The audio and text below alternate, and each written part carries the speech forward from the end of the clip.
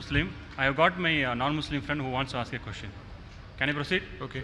Assalamu alaikum.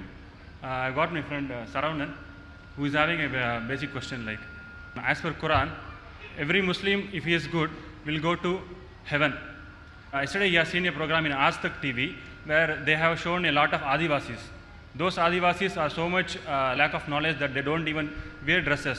They don't, in that case, they won't be having access to Quran, Bible or any Hindu Vedas also. In that case, if they die, where will they go?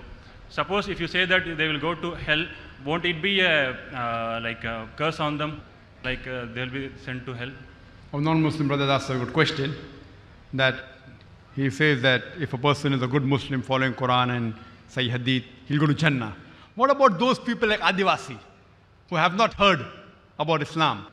So, and if they are put in hell, so Allah is unjust, na'uz billah. And the question is a very logical question. But Allah says in the Quran, in Surah Nisa, chapter number 4, verse number 40, Allah subhanahu wa ta'ala is never unjust in the least degree. He's never unjust. But the question is a logical question. Point number one. Today in the age of science and technology, what your question would have carried weight maybe 50 years back, 100 years back, today in the age of science and technology, hardly you can say there's any human being who does not know about Islam, who has not heard about Islam. But even if I agree with your question, that hypothetically there's an island in which some human beings are living, which no one in the world has met them, they haven't been told about Islam. So if they die, where will they go? Andaman Nicobar, I have gone to Andaman Nicobar Island, I have given a speech also. So to say they haven't heard about Islam is wrong. I have given a speech in Port Blair. And even, so the age of science and technology. By satellite, the speeches are going there. They see my lectures in Andaman Nicobar. So to say that Andaman Nicobar have not heard about Islam, I don't agree with you. But hypothetically, suppose there is an island, people who have not heard about Islam, what is their status? Our beloved Prophet Muhammad said that every child is born in Din al-Fitr. Every child is born as a Muslim. Later on when he grows up, he is influenced by his parents, by his elders, by his teachers, then he starts worshipping fire, starts worshipping idols, then he goes on the wrong track. So the Prophet said every child is born in Din al-Fitr. Therefore, when a non-Muslim accepts Islam, the more appropriate word is revert rather than convert. Convert means one track to the other. Revert means was on the correct path, went to the wrong path, came back to the correct path. The right English word is revert.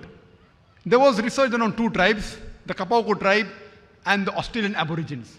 These two tribes did not come in contact with modern civilization till as late as 1950. When researchers went and tried to find out that what was their way of life, they found out it was nothing but Islam. They believed in one God. They believed God does not beget. They did the sujood for praying to that God. They did not believe in idol worship. So it was everything of Islam but in name. They didn't call themselves Muslims. But they believed in one God. They did not do shirk.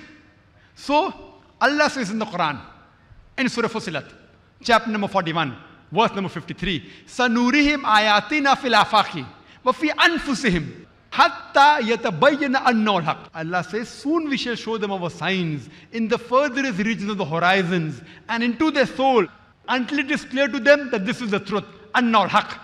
So Allah says, irrespective whether Muslims do dawah or not, whether we do dawah or not, Allah says in Surah Fussilat chapter 41 verse 53 that He Himself, to every individual human being, He will give the message directly into their hearts.